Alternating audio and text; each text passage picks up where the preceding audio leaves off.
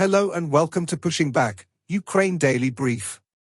As the war enters its 1057th day, these are the main developments from the past 24 hours. The update from the General Staff of the Armed Forces of Ukraine. Russia has lost approximately 812,670 troops in Ukraine since the beginning of the war. The number includes 1,580 casualties over the past day. According to the released Ukrainian figures, Russia lost 13 tanks, 22 armored combat vehicles, 52 artillery systems, 2 air defense systems, 107 drones and 204 vehicles. Germany provided a new military aid package for Ukraine with various pieces of equipment and ammunition. In the last 24 hours, the Russians launched 158 combat clashes and carried out 32 airstrikes, including 40 anti-aircraft missiles on the territory of Ukraine. They also used 1,000 kamikaze drones and carried out around 4,000 attacks on the positions of Ukrainian troops and settlements using various types of weapons. In its latest intelligence update, the UK's Ministry of Defence reports. In 2024, Russian courts heavily fined journalists and readers of independent media outlets deemed undesirable by the government, primarily targeting Latvia-based Meduza, Radio Liberty, and exiled DOS TV.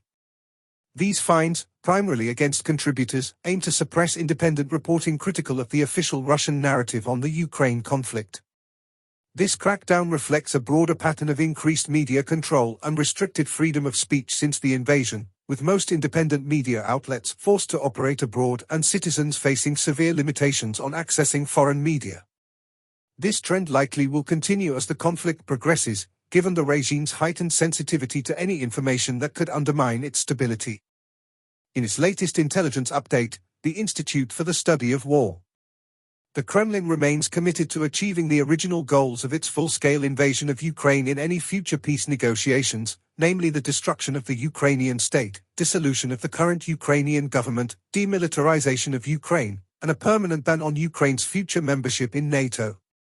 Patrushev stated that Russia's goals in Ukraine remain unchanged and that Russia remains committed to achieving all of the goals that Russian President Vladimir Putin used to justify the full-scale invasion. Russian officials continue to deny the existence of a Ukrainian identity and state that is independent of Russia as part of ongoing Russian efforts to justify the destruction of the Ukrainian state.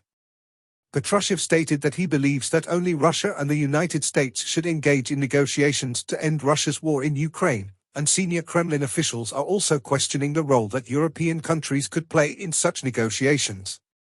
The Kremlin will likely attempt to seize on potential future Russian advances into Dnipropetrovsk Oblast for informational purposes, but these advances, if they occur, are unlikely to have significant operational impact. Ukrainian forces conducted a large-scale series of drone and missile strikes against military and defense industrial targets in Russia on the night of January 13 to 14. Ukrainian and Moldovan authorities continue efforts to find a solution to the gas crisis in Moldova as the pro-Russian breakaway republic Transnistria continues to refuse help from Ukraine or Moldova. Kremlin officials are attempting to exploit the energy crisis in Moldova to set conditions to justify future Russian aggression against Moldova. Russian federal censor Roskomnadzor reportedly caused a brief but widespread internet outage in Russia while operating restriction systems of its sovereign internet on January 14. Russian forces recently advanced in the Toretsk and Pokrovsk directions. Russia continues efforts to bolster military recruitment efforts by offering financial incentives to those who sign military service contracts with the Russian Ministry of Defense. During his visit to Poland, Zelensky met with Prime Minister of Poland Donald Tusk. They deliver a joint statement and spoke about various topics.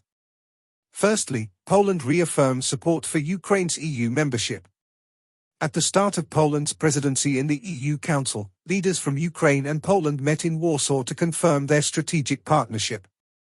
Poland pledged to facilitate Ukraine's accession to the EU by supporting negotiations on key policy areas and promoting Ukraine's role in expanding Europe's security zone. Secondly, strengthening European defense and sanctions against Russia. Poland and Ukraine committed to bolstering Europe's defense capabilities, including leveraging frozen Russian assets to aid Ukraine. They also plan to enhance coordination with NATO and the EU to address disinformation and cyber threats, while advocating for stronger sanctions and global isolation of Russia.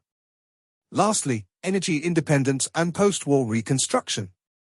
Recognizing the importance of energy security, both nations emphasized cutting Europe's reliance on Russian energy and promoting integration with Ukraine's energy systems.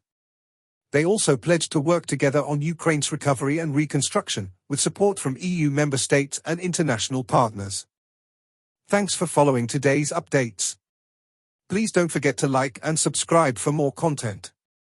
We'll return tomorrow with the latest news on the ongoing conflict.